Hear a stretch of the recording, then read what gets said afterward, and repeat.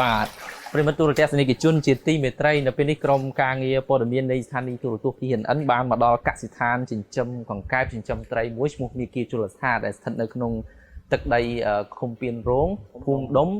ស្រុកស្វាយអន្តរខេត្តព្រៃវែងហើយនៅក្នុងថ្ងៃនេះយើងចង់ដឹងរឿងរ៉ាវមួយចំនួនទាក់ទងទៅនឹងការងារចិញ្ចឹមរបស់បងវុធីជំរាបសួរ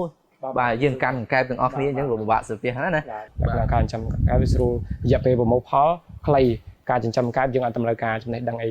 ខ្ពស់ទេប៉ុន្តែថាយើងចំណេះដឹងមួយចំនួនទាក់ទង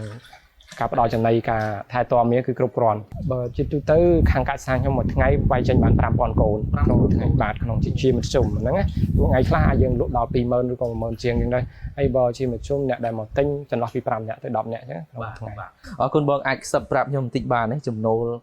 គិតជាមធ្យមអាចថាក្នុងមួយថ្ងៃឬក៏វាយលក់ចេញម្ដងអាចបានប្រហែល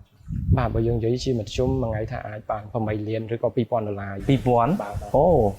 ហើយបើ2000អាចចំណេញបានបាទអាចចំណេញគឺទួងចន្លោះពី$1300ទៅ$1500អូតាមដឹងភ្លេចថាបងគឺជាអ្នកដែលរៀនជំនាញខាង IT ទៀតបើតាមខ្ញុំដឹងណាមិនមែនជាអ្នករៀនជំនាញខាងវារីវប្បកម្មទេប៉ុន្តែចាប់ផ្ដើមស្រឡាញ់ហើយងាកមករកការងារនឹងវិញអីមិនបានតែអញ្ចឹងក៏មិនទៅបន្តការងារ IT អីទៅទីមួយដែលយើងយល់ឃើញថាយើងកើតចេញពីប្រភពមួយដែល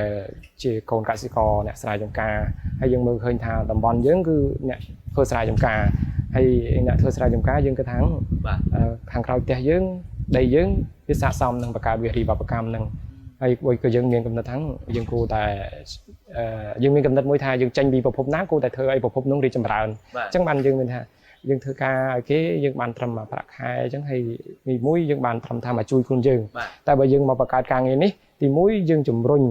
គ្រួសាររបស់យើងក្រុមគ្រួសាររបស់យើងឲ្យមានផ្នត់កំណត់មួយកែប្រែអ្វីដែលគាត់ធ្លាប់ធ្វើពីមុនមកឲ្យកែប្រែធ្វើអ្វីដែលរីកចម្រើនហើយទី2យើងចាប់ផ្ដើមជំរុញមានន័យថាយើងដូចបង្ហាញប្រជាជនជុំវិញយើងថាយើងនៅកន្លែងនេះយើងមិនអាចធ្វើតែស្រែបានទេយើងមានឱកាសយើងធ្វើការងារផ្សេងទៀតយើងធ្វើចិញ្ចឹមសត្វឬក៏ចិញ្ចឹមអីផ្សេងទៀតអញ្ចឹងបានខ្ញុំទីមួយខ្ញុំចាប់ផ្ដើមតែជាគំរូមួយមានន័យថាជាគំរូក្នុងប្រជាជនជុំវិញតំបន់ហ្នឹងផងបាទហ្នឹងហើយមួយទៀតយើងគិតថាសម្រាប់វិរិយវប្បកម្មក៏វាផ្ដល់ផលចំណេញឬក៏ប្រាក់ចំណូលយើងខ្ពស់យើងធៀបបាទប្រិមត្តទូរទស្សនិកជនជាទីមេត្រីសូមបញ្ជាក់រឿងមួយទៀតតាមពិតទៅគាត់មិនមែនទៅជាកសិករដែលមានជំនាញខាងហ្នឹងទេពីមុនមកណាប្រវត្តិគឺជាអ្នកដែលធ្លាប់ទៅធ្វើការនៅខាងក្រៅប្រទេសអីប៉ុន្តែដោយសារគាត់មើលឃើញពីមុខរបរ